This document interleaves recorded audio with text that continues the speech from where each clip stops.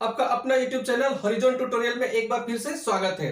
जैसा कि हम सीक्वेंस वाइज में प्रॉफिट एंड लॉस को कवर कर रहे हैं, हाइट एंड डिस्टेंस को भी कवर कर रहे हैं और आज हम आपके लिए डिस्काउंट को लेकर के आए हैं। तो यदि आप डिस्काउंट को बिना ट्रिक बिना फार्मूला के साथ बनाना चाहते हैं तो हमारे वीडियो के साथ बने रहें। आप निश्चित तौर पर बिना ट्रिक का बिना फार्मूला के तहत है ना इस डिस्काउंट को बहुत अच्छी प्रकार से बना पाएंगे। तो डिस्काउंट को हम लोग यहाँ पे समझते हैं।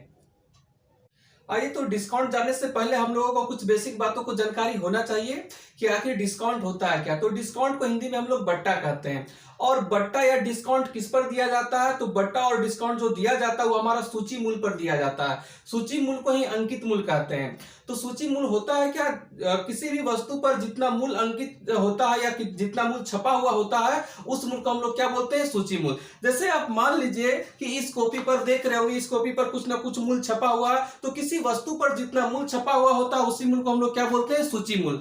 तो दुकानदार जो भी हमको डिस्काउंट देता है, जो भी बट्टा देता है वो हमको सूची मूल्य पर देता है। तो आप लोग को ध्यान में ये बातें रखना है कि बट्टा या डिस्काउंट किस पर मिलता है, सूची मूल्य पर मिलता है। जिस प्रकार से लाभ प्रतिशत या हानि प्रतिशत हम लोग किस पर निकालते थे, क्रय मूल्य पर निकालते थे, सीबी पे निकालते थे, उसी प्रकार से डिस्काउंट परसेंट जो हमारा निकलेगा वो हमारा सूची मूल्य पर निकलेगा, अर्थात मार्क्ड प्राइस पर निकलेगा। तो मार्क प्राइस के बारे में आप लोग को पता चल ही गया है कि किसी वस्तु के ऊपर में जो मूल्य छपा हुआ होता है उसी को हम लोग क्या बोलते हैं, मार्क प्राइस। और दुकानदार जो छूट देता है वो किस पर देता है, मार्क प्राइस पर देता है। तो आइए समझते हैं और बातों को। जैसे एग्जाम्पल के तहत इन बातों को हम लोग पहले सीखेंगे। बस 4 मिनट या 5 मिनट हमारे वीडियो के साथ बने रहिए। हम लोग आपको सिखाएंगे कि रेशियो को किस प्रकार से तोड़ा जाता है। तो यदि आपको रेशियो को तोड़ने के लिए नहीं आता है तो बस अपना जिंदगी का 4 या 5 मिनट हमारे साथ दीजिए, आपको निश्चित तौर पर रेशियो तोड़ने के लिए आ जाएगा। जैसे अब हम यहाँ पे मान लेते हैं कि जैसे यहाँ पर हम ये लिखे 20% बट्टा, 20% बट्टा।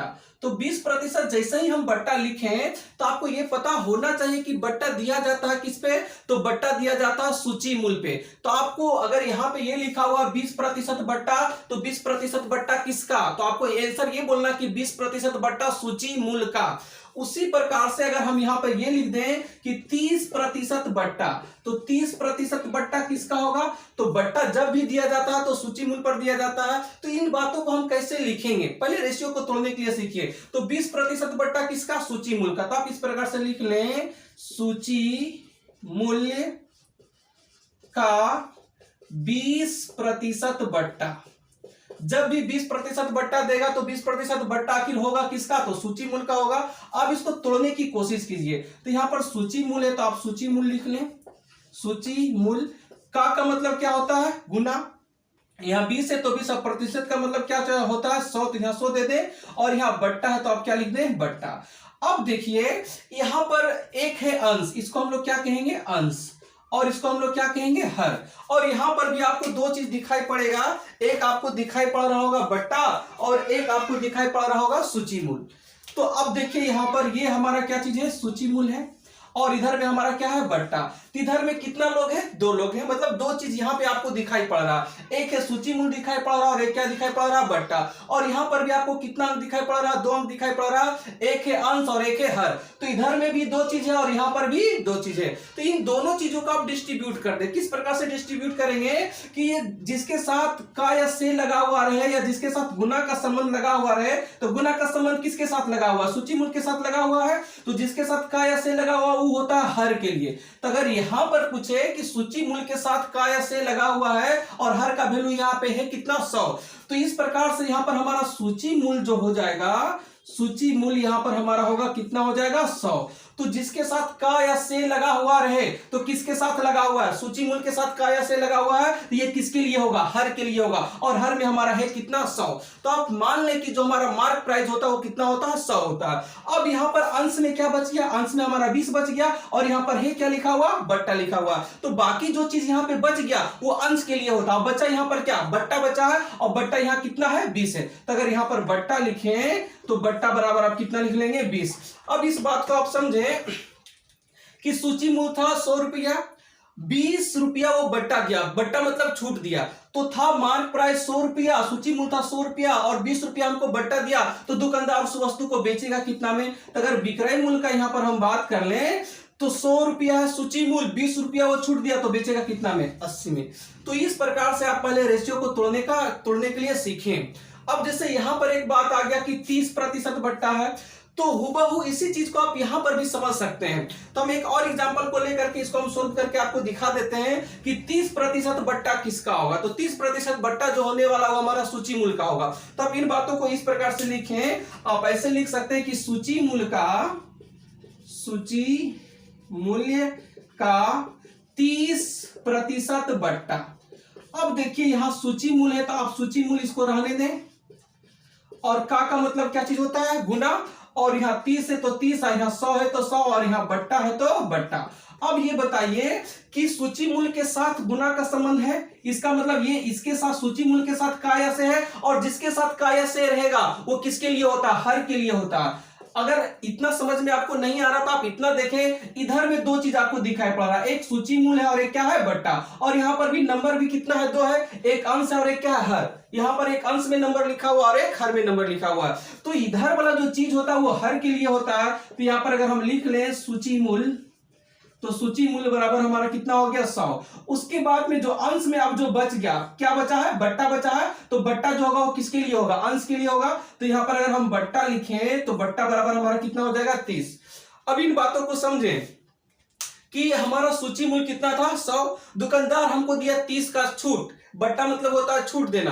तो अगर 100 रुपया था मूल, अब 30 रुपया हमको छूट दिया, इसका मतलब दुकानदार हमको बेच रहा है कितना में, तो दुकानदार हमको बेच रहा है 70 रुपया। तो अगर यहां पर हम विक्रय मूल्य लिखें तो विक्रय मूल्य हमारा कितना हो जाएगा, 70 रुपया। तो अब हम क्वेश्चन को लेते हैं और क्वेश्चन को लेकर के बनाने के लिए देखते हैं कि क्वेश्चन को हम किस प्रकार से हल करते हैं। आइए देखते हैं क्वेश्चन को। यहां पहला क्वेश्चन को लेते हैं। तो यहां पहला क्वेश्चन ये बोला जा रहा है कि किसी वस्तु को 30% बट्टा पर बेचने पर, एक वस्तु को 30% बट्टा पर बेचा जाता है तो 60 रुपए की छूट मिलती है। तो बोलता है एक वस्तु को 30% बट्टा पर बेचने पर 60 रुपए की छूट मिलती है, तो उसका अंकित मूल्य ज्ञात करें। तो पहले 30% बट्टा का बात किया, तो इसको आप रेशियो के अनुसार से प्रकट कर लें। तो 30% बट्टा का क्या अर्थ हो गया, 30% बट्टा। आइए देखें 30% बट्टा, तो बट्टा मिलता है किस पर, तो सूची मूल्य पर। तो यहां लिख लें सूची मूल्य का 30% बट्टा। तो आइए देखते हैं, तो सूची मूल्य का मतलब हो गया गुना 30, अब बट्टा कितना, 100, और यहां बट्टा है तो बट्टा। अब बताइए सूची मूल्य के लिए क्या वैल्यू आएगा, 100 आएगा। तो यहां पर आप लिख लें सूची मूल्य बराबर कितना हो गया, 100। अब बट्टा के लिए वैल्यू कितना आएगा, 30। तो अगर यहां लिख लें बट्टा बराबर कितना हो गया, 30। अब ये एक बात बताइए कि सूची मूल्य था 100, अब बट्टा दिया 30, इसका मतलब वो बेच रहा होगा कितना में, 70 में बेच रहा होगा। 30 बट्टा दिया मतलब बेच रहा होगा कितना में, 70 में। तो अगर यहां पर हम विक्रय मूल्य लिखें तो विक्रय मूल्य हमारा कितना हो गया, 70। 100 रुपया का चीज पर 30 रुपया का छूट दिया तो बेचा हुआ कितना में, 70 रुपया में बेचा होगा। अब क्वेश्चन में क्या कह रहा है, क्वेश्चन में आप ध्यान पूर्वक पढ़ें कि क्वेश्चन में हमारा रियल वैल्यू क्या दिया गया। तो पहले तो 30% बट्टा बोला था, तो 30% बट्टा के अनुसार से हम यहाँ पर रेशियो को क्या कर लिए हैं, प्रकट कर लिए हैं। अब क्वेश्चन में क्या बोला जा रहा है, क्वेश्चन में बोला जा रहा है कि 60 रुपये की छूट मिलती। छूट मतलब होता है डिस्काउंट, छूट मतलब डिस्काउंट। तो ये 60 रुपया है क्या, रियल वैल्यू में हमारा 60 रुपया है क्या, छूट है। तो बताइए छूट का तुलना किससे करेंगे, छूट से करेंगे, और छूट को डिस्काउंट भी कहते हैं। और यहाँ पर डिस्काउंट है हमारा कितना, 30। तो हम बताए थे आप लोगों को कि तुलना समान चीजों में किया जाता है, और जिसे भी निकालना उसको हम लोग क्या कर देते हैं, गुना कर देते हैं। तो देखिए यहाँ छूट का तुलना किससे करेंगे, छूट से करेंगे। कोई कहेंगे कि सर यहाँ तो छूट है और यहाँ बट्टा है, दोनों तो सेम ही चीज होता है, छूट कहें चाहे बट्टा कहें।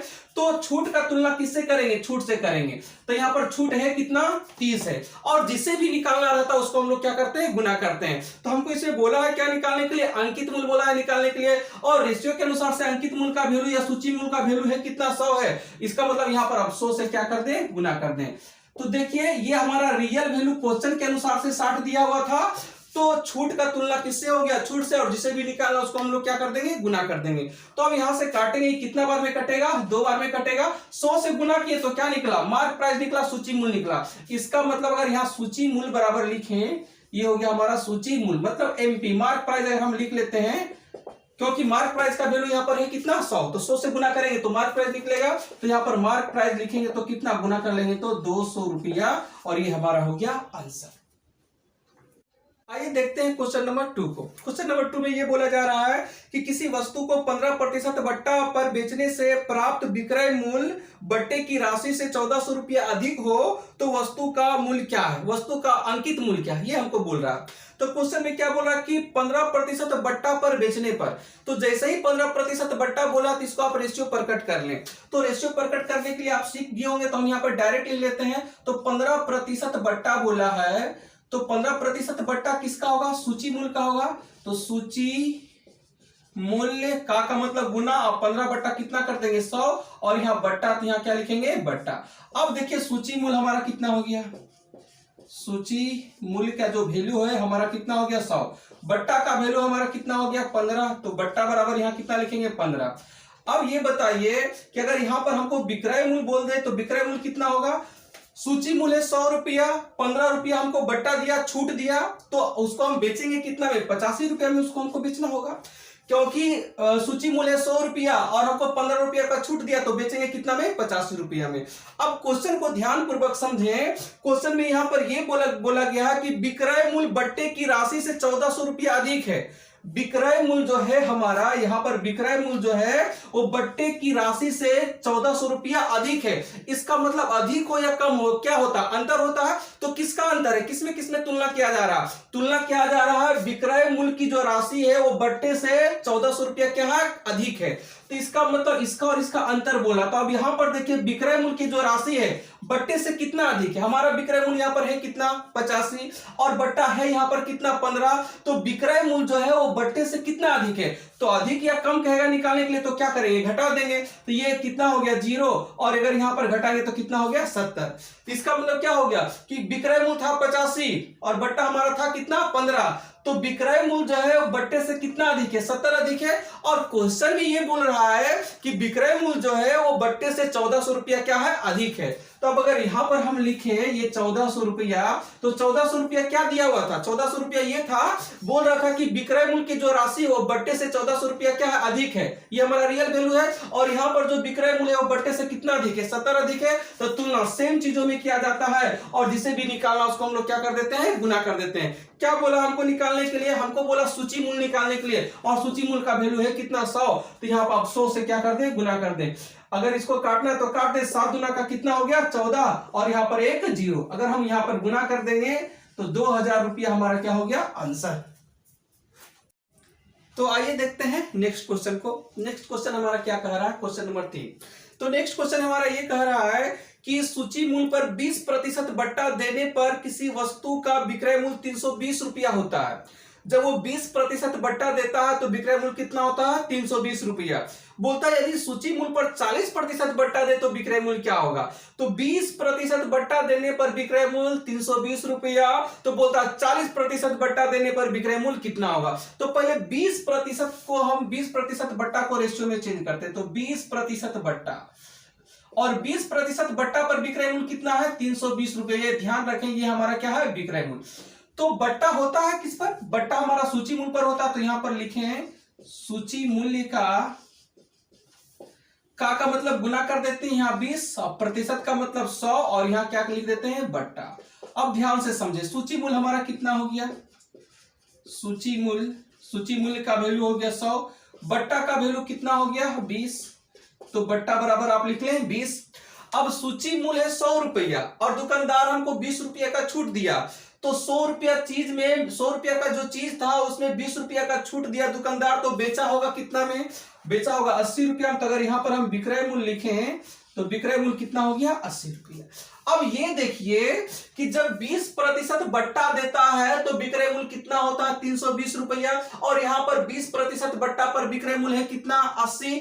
इसका मतलब ये भी विक्रय मूल्य और ये भी क्या है विक्रय मूल्य, तो विक्रय मूल्य का तुलना विक्रय मूल्य से कर देंगे। तो अगर यहां पर हमको ये बोले कि 320 का तुलना किससे करेंगे, तो 320 है क्या विक्रय मूल्य है, और 20% बट्टा पर जब हम प्रकट किए 20% बट्टा को हम रेशियो में प्रकट किए तो विक्रय मूल्य आया कितना 80। तो 20% बट्टा पर विक्रय मूल्य 80 और हमारे क्वेश्चन के अनुसार से कितना है 320, तो विक्रय मूल्य का तुलना विक्रय मूल्य से, तो 320 का तुलना किससे कर देंगे 80 से। इसका एक घर का कहानी हो गया। अब बोलता है कि जब 40% छूट दे तो विक्रय मूल्य कितना होगा, तो 40% को हम रेशियो में बदलते हैं। तो देखिए 40% छूट, 40% छूट या 40% बट्टा, तो अगर यहां पर हम लिख लें तो सूची मूल्य का मतलब गुना 40 बट्टा कितना लिखेंगे 100 और यहां पे बट्टा। अब यहां ध्यान दें सूची मूल्य है कितना 100, तो लिख लें आप सूची मूल्य